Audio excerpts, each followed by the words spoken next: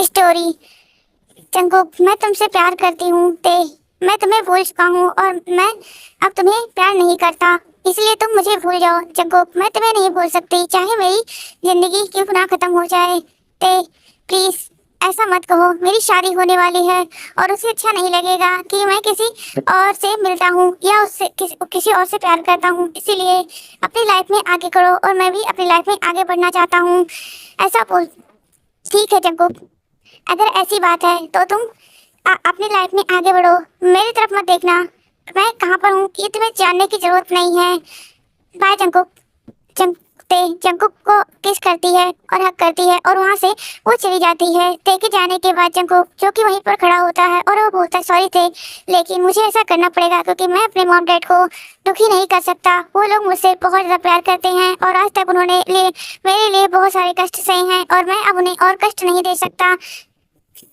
ऐसा बोलते हुए जंगकुक वहाँ से चला जाता है। जंगकुक के जाने के बाद ते जो कि पीछे मुड़ती है, जो कि वहीं पर खड़ी होकर के पड़ी थी और वो जंगकुक को देख रही थी। जंगकुक जब वहाँ से चला जाता है तो ते भी अपने घर आ जाती है। तभी जिन जंगकुक से पूछती है, जंगकुक तुम कहाँ पर थे। जंगकुक बोलता है कि मॉम मैं तेरे से मिलने गया था। ये सुन करके जिन बोलती है जंगकुक मैंने कहा था ना तुम मुझसे नहीं मिलोगे, तुम्हारी शादी होने वाली है रिशा से।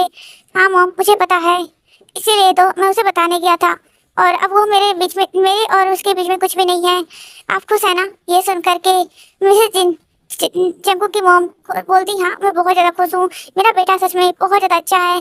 ऐसा बोलते हुए जिन जो कि जंगकुक की नज़र उतारती हैं और उसके बाद वो बोलती है ठीक है तुम अपने रूम में जाओ रेस्ट करो, थोड़ी देर में तुम्हारे लिए मैं स्नैक्स और जूस मेड के हाथों भेजती हूँ। ये सुन करके वांग जंगकुक बोलता है ठीक है मॉम, जिसके बाद जंगकुक अपने रूम में आ जाता है जहाँ पर जंगकुक एक छोटा सा पिक जो कि ते की होती है वो जंगकुक अपने हाथ में लेता है और रोते हुए बोलता है सॉरी ते, मुझे माफ़ कर देना प्लीज़, मुझसे नफरत मत करना। वैसे तो तुम मुझे नफरत ही कर सकती हो क्योंकि मैंने ऐसी हरकत ही की है। मैंने तुमसे प्रॉमिस किया था कि मैं तुमसे शादी करूंगा, लेकिन आज मैं बुज़दिलों की तरह सबसे पहले पीछे हट गया। मैंने तुम्हारे बारे में नहीं सोचा, मैं सच में बहुत बुरा इंसान हूँ, मैं तुम्हारे प्यार के काबिल नहीं हूँ, मुझे माफ़ कर देना ते। ऐसा बोलती हुए जंगकुक जो कि ते की बार बार रिक्वेस्ट कर रहा होता है। दूसरी तरफ हम ते को देखते हैं जो कि अपने घर आती है, जो कि एक ऑर्फनेज होता है। ते जब घर के अंदर मतलब उस ऑर्फनेज के अंदर जाती है तभी ऑर्फनेज की लेडी बोलती है ते बेबी कहाँ गई थी तुम। ये सुन करके ते बोलती है कि मम्मा मैं जंगकुक से मिलने गई थी। ये सुन करके वो बोलती है अच्छा चलो ठीक है, जा करके फ्रेश हो जाओ और उसके बाद हम लोग लंच करते हैं।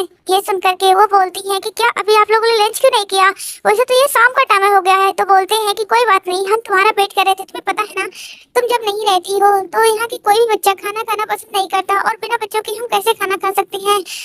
ते बोलती है ठीक है मम्मा मैं अभी खा आती हूँ। ऐसा बोलते हुए ते भागते हुए जाती है और जल्दी से फ्रेश होकर के आती है, जिसके बाद वो लोग लंच करते हैं। ऐसे ही ते सभी बच्चों के साथ मस्ती करने लगी थी। उसके दिल में कितनी भी दर्द हो लेकिन उसके चेहरे पर वो प्यारी सी मुस्कान अभी भी होती है। ते जो कि उन सबसे बोलती है ठीक है अभी तुम्हारी दीदी थक चुकी है, अब मैं नहीं दौड़ सकती, इसीलिए तुम लोग खेलो, मैं दूर बैठ करके देखती हूँ। ऐसा बोलते हुए ते जो कि एक छाँव देखती है पेड़ का और उसके पास जाकर बैठ जाती है और उसके बाद वो बच्चों को खेलते हुए देख रही थी। जो तेज से कुछ छोटे थे कुछ बड़े थे, सभी लोग खेल रहे थे और तेज सबके साथ मस्ती कर रही थी। वो लोग चिल्ला चिल्ला करके वो लोग बोल रही थी।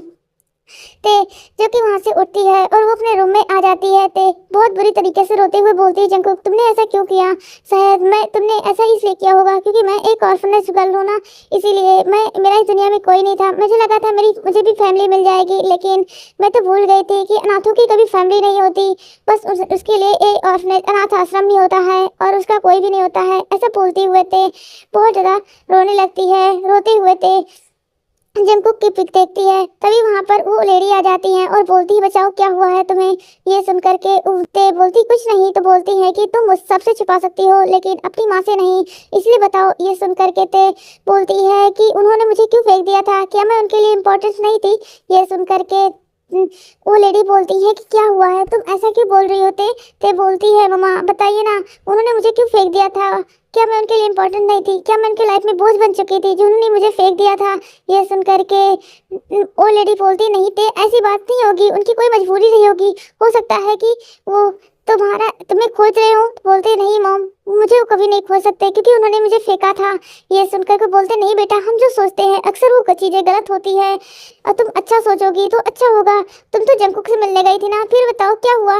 तभी रोते हुए बोलती है मॉम उसने ब्रेकअप कर लिया। वो बोलता है कि वो किसी और से शादी करने जा रहा है। ये सुनकर के ओल्ड लेडी बोलती है कि ऐसा वो कैसे कर सकता है, वो तो तुमसे प्यार करने का दावा करता था ना।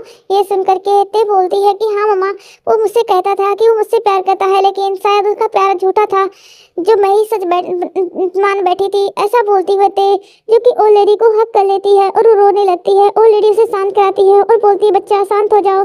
तभी ते बोलती है कि मम्मा क्या वो लेटर आपने फेंक दिया था। तो बोलते नहीं, मैंने वो लेटर नहीं फेंका था, तुम जानती हो कि तुमसे रिलेटेड चीजें मैं कभी फेंकती नहीं हूँ। तो बोलती है कि मम्मा मुझे यहाँ से जाना है क्योंकि जब तक मैं यहाँ पर रहूंगी उसको याद करती रहूंगी, मैं यहाँ से दूर जाऊंगी तो हो सकता है मेरी लाइफ चेंज हो जाए। ये सुन करके वो बोलती है लेकिन ते हम तुम्हारे बिना कैसे रहेंगे बच्चा। तो बोलते हैं कि मैं रोज कॉल करूंगी ना आपको। तो ये सुन करके वो बोलती है ठीक है, लेकिन तुम्हें सभी बच्चों से तुम्हें खुद बात करनी होगी, मैं नहीं बात करूंगी। ये सुन करके ते बोलती है ठीक है मम्मा, मैं बात कर लूंगी। ये सुन करके वो लेडी बोलती है ठीक है, अच्छा तुम जल्दी से आ जाओ, तुम्हें आज किचन में थोड़ी मेरी मदद करनी होगी।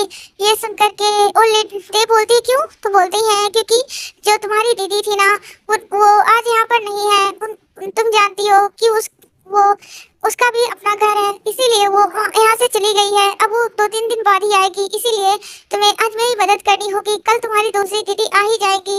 ये सुन करके ते बोलती है ठीक है। उसके बाद ते जल्दी से किचन में आ जाती है और उसके बाद वो ओल्ड लेडी की हेल्प कराने लगती है। वहाँ पर 2-3 बच्चे और भी होते हैं जो कि लड़कियाँ ही थी और सभी लोग मदद कर रहे थे। उसमें से कुछ लड़के भी थे जो सभी लोग मिल करके किचन में काम करते हैं। और ओल्ड लेडी ये सभी देख करके वो बोलती है तुम लोग सिर्फ ते की वजह से यहाँ पर आए हो, अगर ते काम करने नहीं आती तो तुम लोग देखने भी नहीं आते यहाँ पर खाना किस तरह से बन रहा है।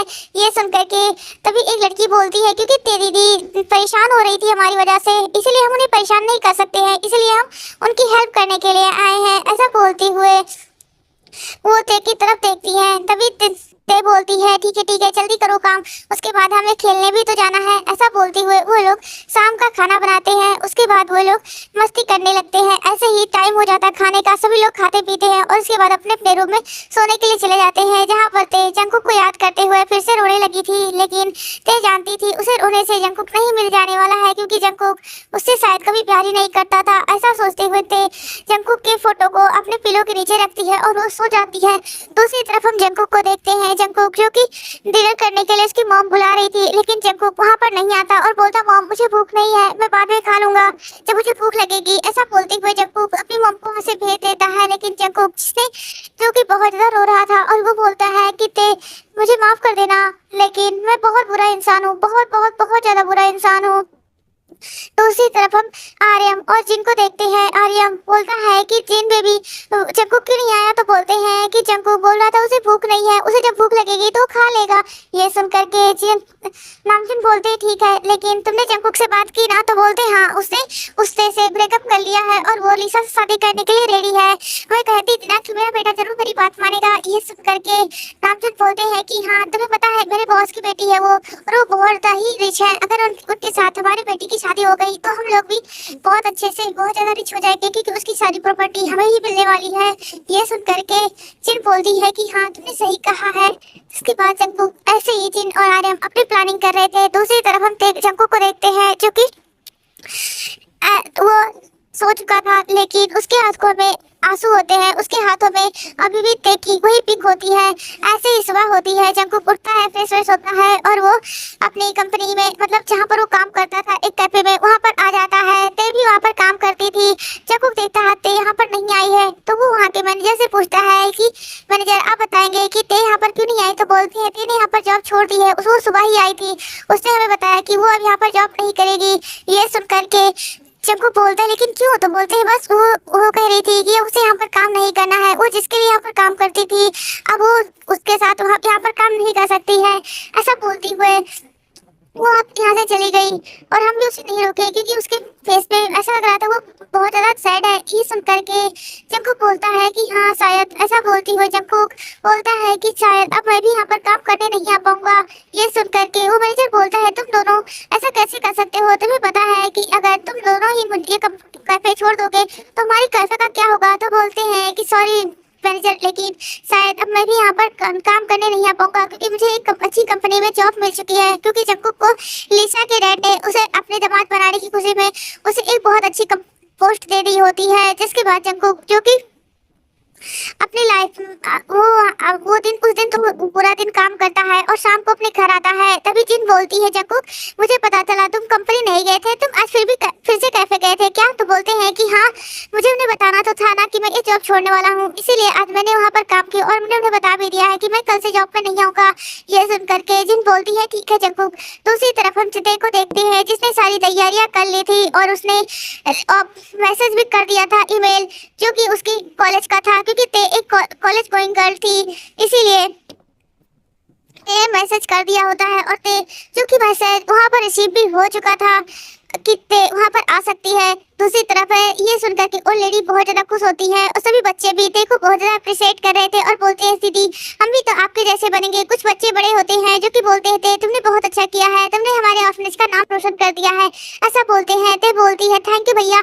ऐसे बोलते हुए सभी से मस्ती मजाक करते हुए देखे ऐसे दिन बीत रहे होते हैं। आज 3 दिन बीत चुके होते हैं। ते जो कि अपनी पैकिंग कर रही होती है तभी वो लेडी आती है और बोलती है ये देखो मैंने तुम्हारे लिए सब कुछ बनाया है, ये तुम रख लो और वहाँ पर जाकर के अच्छे से खाना और कोई अगर दिक्कत हो तो तुरंत ही बताना। तुम ये मत सोचना कि हम तुम्हारे लिए कुछ नहीं कर पाएंगे, हमें से जो बन पड़ेगा वो सब कुछ करेंगे। और तुम कभी मत सोचना तुम्हारा घर नहीं है, तुम्हारा घर हमेशा ये रहेगा। ये सुनकर के ते बोलती है कि आपसे किसने कहा कि मेरे पास घर नहीं है? इतना बड़ा घर तो है मेरे पास और आप मेरी मदर है और फादर मेरे फादर है। ये सुन करके और इतने सारे सिबलिंग्स मेरे पास है, मुझे क्या टेंशन है? ये सुन करके वो लेडी हंसने लगती है और बोलती ओ मेरा बच्चा कितना ज्यादा क्यूट है। ऐसा बोलती हुए वो ते के चिक्स को छेड़ रही होती है। ऐसे ही ते सभी के साथ मस्ती मजाक में उसके 2 दिन बीत जाते हैं और ते की सारी पैकिंग हो चुकी थी। आज ते जो कि ऑफिस छोड़ करके वो अमेरिका के लिए जाने वाली थी क्योंकि वो वहीं पर पढ़ाई करने वाली थी। उसको वहाँ से ईमेल आया था क्योंकि ते एक बहुत अच्छे से उसने अपने पूरे कॉलेज में टॉप किया था और साथ ही साथ उसे इसलिए कॉलेज की तरफ से स्कॉलरशिप मिला था और उसे अमेरिका पढ़ाई करने के लिए भेजा जा रहा होता है। ते जो कि अमेरिका जाने के लिए बहुत एक्साइटेड थी, लेकिन जब उसे जंकुक को बताया तो जंकुक वो बोलता है ते तुम मुझे छोड़ करके कैसे जा सकती हो? आज वही जंकुक ते को छोड़ करके किसी और के पीछे चला गया होता है अपने मॉम डैड की कहने की वजह से। इसीलिए ते जो कि अपनी सपनों को अपने लाइफ को पूरी तरीके से एंजॉय करने और अपने ऑर्फेंज का नाम रोशन करने के लिए वो अमेरिका जाने के लिए तैयार हो चुकी थी। और आज ते वो छोड़ने के लिए पूरे ऑर्फनेज के बच्चे तो नहीं आ सकते थे, लेकिन कुछ बड़े बच्चे थे और ओल्ड लेडी और फादर ये तीनों ही वहाँ पर आते हैं, जहाँ पर ते सभी को गुड बाय बोलती है और वहाँ से निकल चुकी होती है अपनी नए सफर के लिए। और इधर जंकुक जो कि आज जंकुक की एंगेजमेंट होती है, इसलिए जंकुक स्टेज पे खड़ा था और वो अपनी होने वाली फियांसे का वेट कर रहा था। दूसरी तरफ जिन बोलती है जंकुक तुम खुश क्यों नहीं दिख रहे हो? तुम्हें स्माइल करना चाहिए, इस तरह तो लग रहा है कि हमने तुम्हें फोर्स किया है। ये सुनकर के जंकुक बोलता है नहीं मॉम मैं खुश हूँ, आप गलत सोच रही हैं। बोलती है बेटा तुम्हारे फेस तो बोलते हैं मॉम प्लीज इग्नोर कीजिए ना। तो बोलती है ठीक है बेटा। उसके बाद वहाँ से जिन जो कि नीचे उतर जाती है। थोड़ी देर में लिसा के फादर मिस्टर ली जो कि स्टेज पर आते हैं और बोलते हैं कि हेलो एवरीवन, आज मेरी बेटी लिसा और मेरे होने वाले दामाद जॉन जंकुक का एंगेजमेंट है और मैं आज बहुत ज़्यादा खुश हूँ क्योंकि मेरी बेटी ने एक सोने का अपना हस्बैंड चुना है और मैं जंकुक को जानता हूँ, उसे बहुत पहले से देखता आ रहा हूँ। वो बहुत अच्छा बच्चा है और वो मेरी लिसा का हमेशा ध्यान रखेगा।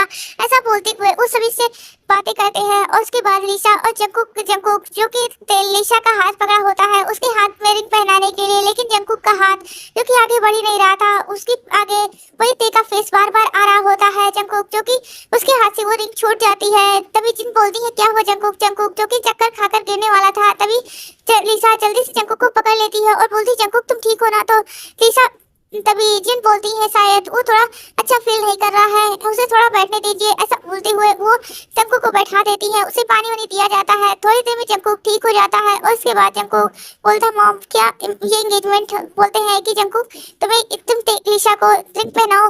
ये सुन करके जंकुक अपनी मॉम को देख रहा था, उसके फेस पे ऐसा दिख रहा था कि वो ये एंगेजमेंट नहीं करना चाहता है लेकिन वो कुछ नहीं कर पाता। है और जंगकुक जो कि देखो लिसा को वो रिंग पहनाता है। उसके बाद लिसा भी जंगकुक को वो रिंग पहनाती है। ऐसे ही जंगकुक और लिसा की एंगेजमेंट कंप्लीट हो जाती है। उनकी एंगेजमेंट कंप्लीट होने के बाद जंगकुक बोलता मॉम मैं जा रहा हूँ घर। ये सुन करके मिस्टर ली बोलते हैं कि जंगकुक बेटा तुम ऐसे घर कैसे जा सकते हो, अभी तो तुम्हारी परफॉर्मेंस भी बाकी है जो कि तुमने और लिसा ने तुम्हें और लिशा को करनी है। ये सुन करके जंगकुक बोलता है सॉरी अंकल, लेकिन अभी मैं कुछ भी नहीं कर सकता हूँ, मुझे अपनी तबीयत ठीक नहीं लग रही है। ये सुन करके वो बोलते हैं ठीक है जा बेटा, लेकिन अच्छे से रेस्ट करना, तुझे पता है ना 3 दिन बाद तुम्हारी शादी है। ये सुन करके जंगकुक बोलता है कि ठीक है डैड अंकल। जिसके बाद वो वहाँ से चला जाता है। तभी लिशा अपने डैड को हक कर लेती है और बोलती थैंक यू डैड जंगकुक को मेरा बनाने के लिए। आपको पता है मैं कॉलेज में भी जंगकुक को बहुत एडमायर करती थी, लेकिन वो कभी मुझे बाहर नहीं देता था, लेकिन आपने सच में मेरा स्ट्रीम, मेरा लव, मेरा प्यार, मुझे सब कुछ दे दिया। थैंक यू डैड ऐसा बोलती हुए लिशा जो कि मिस्टर ली को हक कर लेती है। तभी वहाँ पर नामजुन आते हैं और बोलती हैं लिशा बेटा तुम्हें खुश रहना चाहिए, तुम हर खुशी डिजर्व करती हो। ये सुन करके जंगकुक लिशा बोलती है कि हाँ अंकल। तभी बोलती है अंकल नहीं, अब मैं तुम्हारा फादर बनने वाला हूँ। ये सुन करके लिशा शर्माते हुए बोलती हाँ फादर। जिसके बाद ऐसे ही सभी लोग मस्ती मजाक में वो पार्टी खत्म हो जाती है। दूसरी तरफ हम जंगकुक को देखते हैं। जंगकुक जो कि वो कार से वहाँ पर वो उस ऑर्फनेज के पास आया होता है। एक झलक वो ते को देखना चाहता था, इसलिए वो वहाँ पर खड़े होकर के ते के बाहर आने का वेट करता है, लेकिन पूरे 1 घंटे से ऊपर हो चुके थे, लेकिन अभी तक ते एक भी बार बाहर नहीं आई होती है। जंगकुक सोचता है ते बाहर क्यों नहीं आ रही है। ऐसा सोचते हुए जंगकुक जो कि ऑर्फनेज के उस रूम तक आ जाता है जहाँ पर ते रहती थी। जंगकुक देखता है कि यहाँ पर ते नहीं है। धीरे धीरे वो पूरे ऑर्फनेज में घूमने लगता है क्योंकि सभी लोग सो चुके थे। तो जंगकुक पूरे ऑर्फनेज में देखता है लेकिन ते नहीं थी। जंगकुक सोचता है ते कहाँ चली गई होगी। ऐसा सोचते हुए जंगकुक बहुत ज़्यादा परेशान था और वो सोचता है कि वो सुबह करके ओल्ड लेडी से पूछेगा, अभी उन्हें परेशान करना ठीक नहीं है। ऐसा सोचते हुए जंगकुक वहाँ से चला जाता है। जंगकुक लेकिन बहुत ज़्यादा परेशान था और वो अपने घर आकर के भी ते के बारे में सोच रहा था। ऐसे ही दूसरा दिन हो जाता है। जंगकुक को कॉल आ जाता है कि उसे ऑफिस में जल्दी आना होगा क्योंकि आज एक बहुत इंपॉर्टेंट मीटिंग है जो कि जंगकुक को हैंडल करना होगा। ये सुन करके जंगकुक बोलता है ठीक है मैं अभी आता हूँ। जिसके बाद जंगकुक वहाँ पर मीटिंग करने के लिए आ जाता है और वो मीटिंग हैंडल करता है। मीटिंग खत्म होने के बाद जंगकुक जो कि अपने ऑफिस में बैठ करके काम कर रहा था, प्रोजेक्ट बना रहा था, तभी वहाँ पर लिशा आ जाती है। लिशा बोलती बेबी चलो हम शॉपिंग करने चलते हैं ना। ये सुन करके जंगकुक बोलता है लिशा मेरे पास बहुत सारा काम है और मैं अभी तुम्हारे पास शॉपिंग नहीं जा सकता। ये सुन करके लिशा बोलती है, लेकिन जंगकुक बोलता प्लीज लिशा। जिसके बाद लिशा गुस्सा होकर के वहाँ से चली जाती है। दूसरी तरफ ते को देखते हैं जो ते अपने अमेरिका में उसने अपना एडमिशन ले लिया था। वो एक हॉस्टल में वहीं के गर्ल्स हॉस्टल में रहने वाली थी।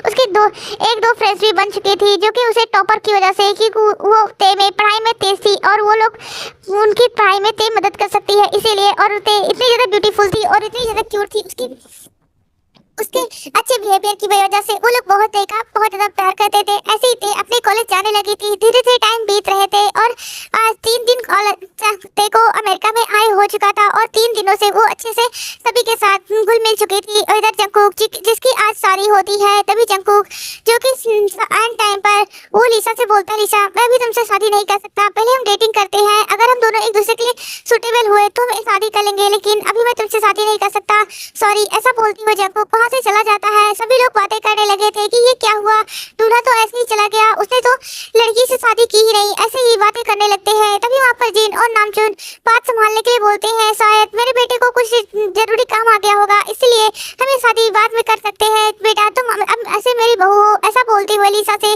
वो जंगकुक के पीछे जाने के लिए बोल देते हैं। लिशा जो कि उसी वेडिंग ग्राउंड में भागते हुए जंगकुक के पास आ जाती है। जंगकुक बोलता है लिशा मैंने कहा ना कि मैं तुमसे शादी अभी नहीं कर सकता हूँ।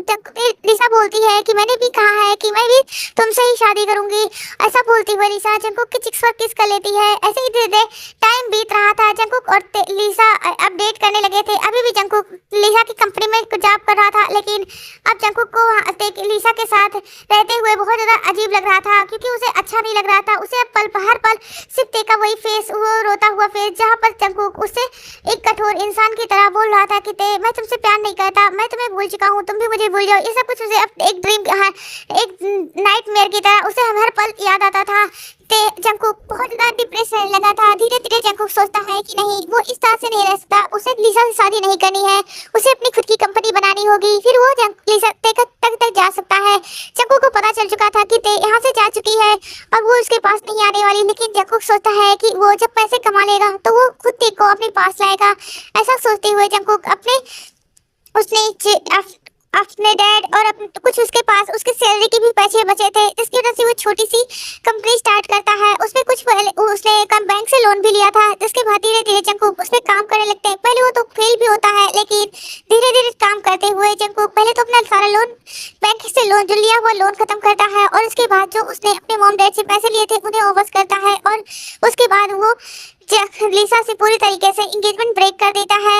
मिस्टर ली, जिनको ये पता चलने के बाद वो बहुत ज़्यादा गुस्सा होते हैं और वो जंगकुक की कंपनी में बहुत सारी मुसीबतें खड़ी करते हैं, जिसकी वजह से जंगकुक की कंपनी का डाउनफॉल भी शुरू हो जाता है। लेकिन जंगकुक अपनी मेहनत और अपनी काबिलियत से उस कंपनी को एक नई सक्सेस और एक नई ऊंचाई देता है। दूसरी तरफ तेने भी अपने दोनों दोस्त के साथ मिलकर के एक छोटी सी फैशन कंपनी स्टार्ट की थी, जहाँ पर वो हर मॉडल मतलब बहुत ब्यूटीफुल तरीके से वो ड्रेसेस डिजाइन और उसके साथ साथ उस वेडिंग गाउन्स ये सब कुछ डिजाइन किया करती थी, और जिसकी वजह से उसकी डिजाइन और उसके यूनिक कॉन्सेप्ट की वजह से थे कि बहुत अच्छी सेल हो रही होती है। और उसकी कंपनी जो कि बहुत हायर पोजीशन पे जा रही थी, ते खुद ही उस कंपनी की एक बहुत ब्यूटीफुल मॉडल थी जिसको हर कोई साइन करना चाहता था, लेकिन ते सिर्फ अपनी कंपनी अपने KTF फैशन डिजाइनिंग कंपनी के लिए ही सिर्फ काम करती थी और किसी के लिए नहीं। ऐसे ही ते के साथ उनके दोनों दोस्त मिलकर के बहुत अच्छे से इन 4 सालों में अपनी कंपनी को बहुत अलग ऊंचाइयों पर ले जाते हैं। इधर जंगकुक जो कि अलग ऊंचाइयों पर अपनी कंपनी को लेकर रहा था, ते आज वो बोलती है कि क्या तुम मेरे साथ कोरिया चलोगे। ये सुन करके वो दोनों बोलती है कि हाँ, हम भी जाना चाहेंगे। तुमने आज तक अपने ऑर्फनेज के बारे में बहुत कुछ बताया है कि तुम्हारा ऑर्फनेज ऐसा है वैसा है, लेकिन अब हम तुम्हारे ऑर्फनेज को देखना चाहते हैं। ये सुनकर के ते बोलती है कि हाँ क्यों नहीं। जिसके बाद ते वो अपने दोनों दोस्त के साथ वो कोरिया वापस आ जाती है। ते जो कि कोरिया वापस आती है, ते अपने ओल्ड लेडी से मिलती है। ओल्ड लेडी बोलती है, बेटा मैं तुम्हें देखना चाहती थी, मुझे नहीं लगा था कि मैं अपनी आखिरी वक्त में तुम्हें देख पाऊंगी। ये सुनकर के ते गुस्सा हो जाती है और बोलती है, मॉम आप ऐसा कैसे बोल सकती हैं, आप तो मेरी मदर है ना, फिर आप अपनी बेटी को छोड़ करके कैसे जा सकती हैं। तो बोलती है कि बेटा मुझे जाना होगा, मेरा समय पूरा हो चुका है। ऐसा बोलते हुए वो ते के फ्रंट पर किस करती है और वो अपनी आखिरी सांसें लेती है। ते सभी से बोलती है, आप लोगों ने मुझे बताया क्यों नहीं था कि इनकी इतनी ज्यादा तबीयत खराब है, आप लोग तो लगता है मुझसे प्यार ही नहीं करते हो, आप लोग मुझे भूल गए हो। ऐसा बोलते हुए ते बहुत डर होती है। इसके बाद उनका फ्यूनरल करते सभी लोग मिलकर के उनका फ्यूनरल करते हैं। ऐसे ही ते अपने ऑर्फनेज के बहुत सारे मरम्मत और बहुत सारे काम कराती है, जिसकी वजह से उसकी ऑर्फनेज अब बहुत अच्छा सा बिल्डिंग बन चुका था और उसमें बहुत सभी बच्चे बहुत खुश थे। अब वो एक बहुत ब्यूटीफुल सा प्लेस हो चुका था, जहाँ पर एक नया पार्क, बहुत कुछ अलग अलग चीजें बच चुकी थी, जो कि ते और उसके दोस्तों ने मिलकर करवाई होती है।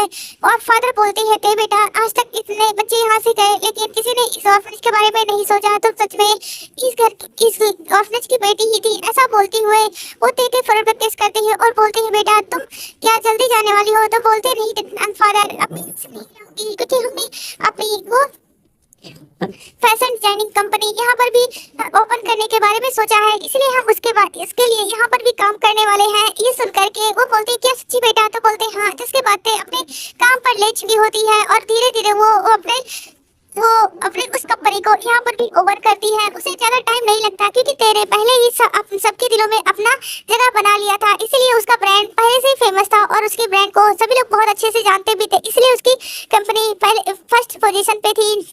दूसरी तरफ जंगकुक जब उसे पता चलता है कि ते यहाँ पर आ चुकी है, तो जंगकुक ते से मिलने के लिए ऑर्फनेज जाता है, लेकिन ऑर्फनेज के फादर जंगकुक को देख करके बहुत ज्यादा गुस्सा हो जाते हैं, क्योंकि जब ते चली गई थी तो फादर बहुत ज्यादा सैड और बहुत ज्यादा उदास रहने लगे थे। इसके बाद उन्होंने ओल्ड लेडी से पूछा था कि ते यहाँ से क्यों गई, उसने तो मना कर दिया था ना अमेरिका जाने से। जिसके बाद उन्हें पता चला था ये सब कुछ जंगकुक की वजह से हुआ है। उसकी वजह से जंगकुक से फादर बहुत ज्यादा नफरत करने लगे होते हैं। और भी जंगकुक जो कि उनसे रिक्वेस्ट कर रहा था कि उसे ते से मिलना है, लेकिन जंगकुक से बोलते हैं फादर कि तुम यहाँ से जा सकते हो, क्योंकि ते तुमसे नहीं मिलना चाहती।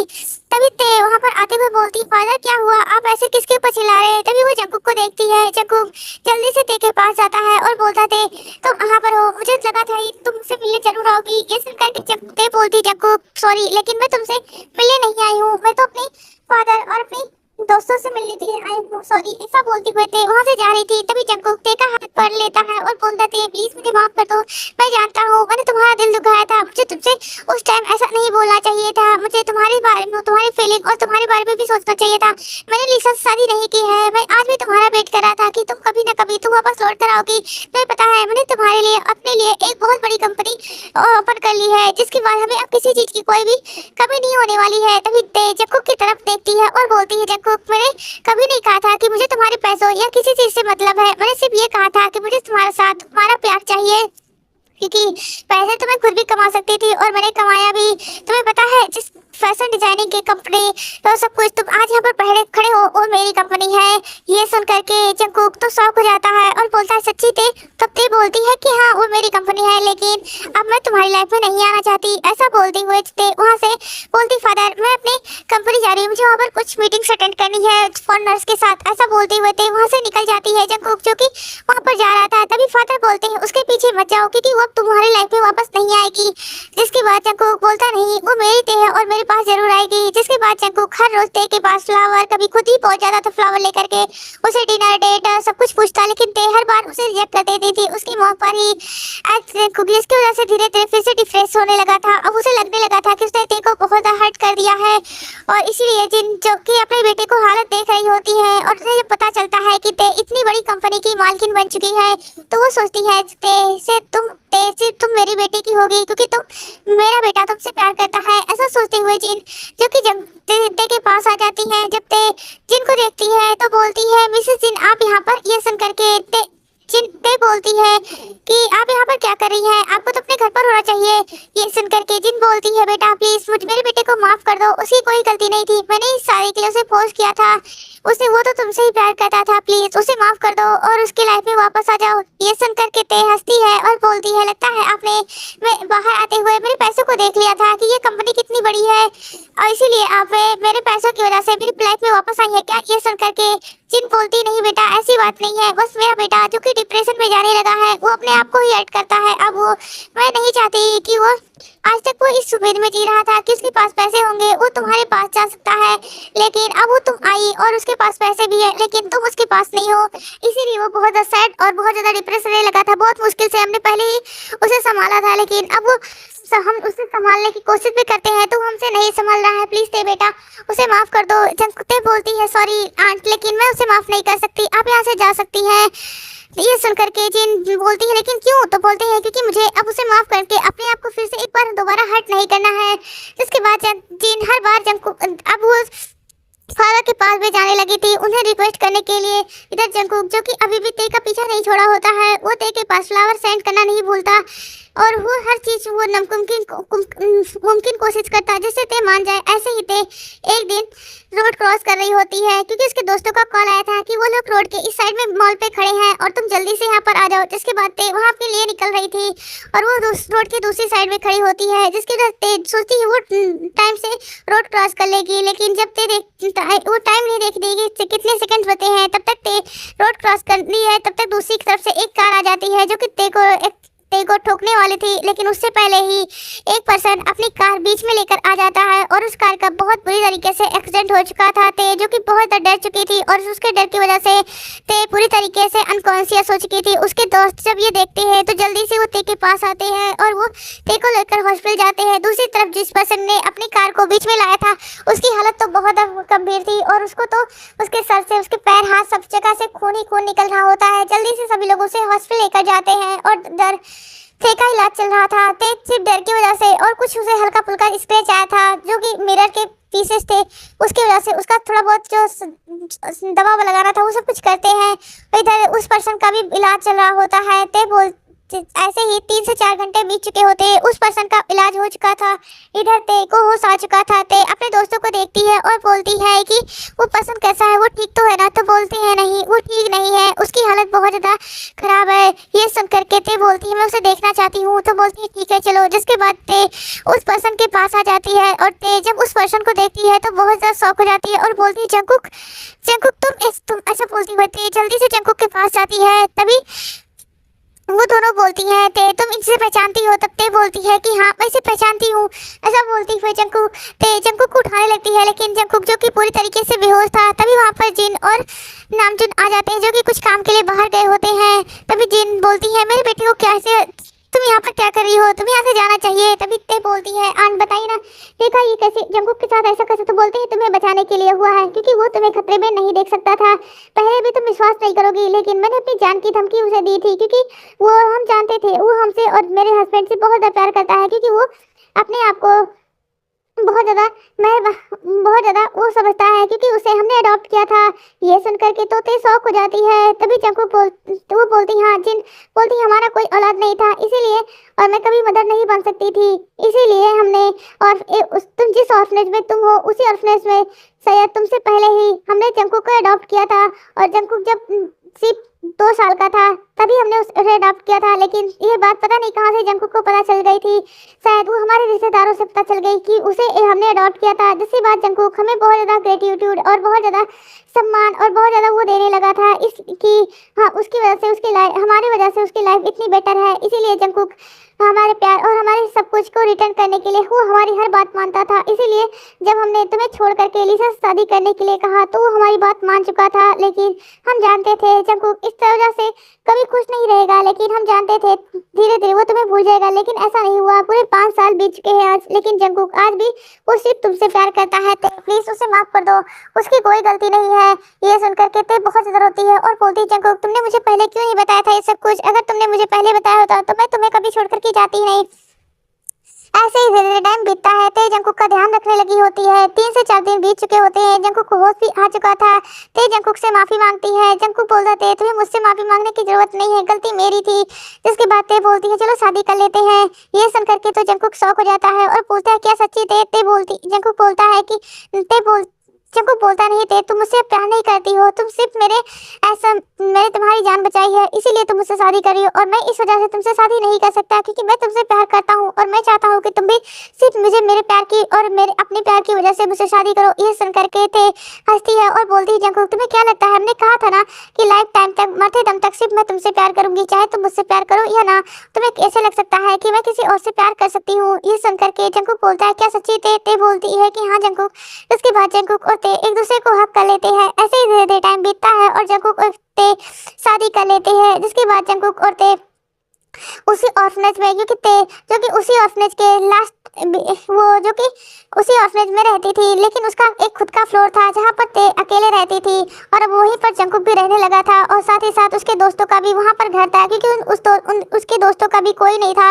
उसकी मॉम डैड उन दोनों की मॉम डैड जब वो लोग अपने थोड़े बड़े मतलब हाई स्कूल में थे तब उनकी एक कास्टर में डेथ हो चुकी थी और उसके बाद से वो अपनी पढ़ाई का सारा खर्चा देखने लगे थे। इसी तरीके से ते उनकी दोस्त बनी थी और उसके बाद ते और जंकुक अपने एक बिजी और एक अच्छी लाइफ बिता रहे थे। जंकुक और ते जो कि आज अपने रूम में होते हैं। जंकुक जो कि ते के पास आता है और बोलता है तुम रेडी हो। ते बोलती है जंकुक किसके लिए, तभी वो बोलती है कि आज हमारी फर्स्ट नाइट है, तुम भूल गई क्या। ये सुनकर के ते हंसने लगती है और वो जंकुक को किस कर लेती है, जिसके बाद उनका रोमांस शुरू हो जाता है। ऐसे ही जंकुक और ते एक साथ बहुत ज्यादा खुश रहते हैं। ऑर्फनेज के बच्चे और ऑर्फनेज के फादर भी ते और जंकुक को खुश देख करके बहुत ज्यादा खुश थे। जिन और नामजुन भी उनसे मिलने के लिए कभी कभी आते थे और जंकुक और ते उनसे भी मिलने के लिए कभी कभी जाते थे। ऐसे ही जंकुक और ते और सभी लोग बहुत ज्यादा खुश थे। इसी के साथ ये प्यारी सी स्टोरी खत्म होती है। अगर आपको पसंद आई होगी तो मेरे चैनल को लाइक सब्सक्राइब एंड कमेंट कर दीजिएगा। Thanks for watching this story.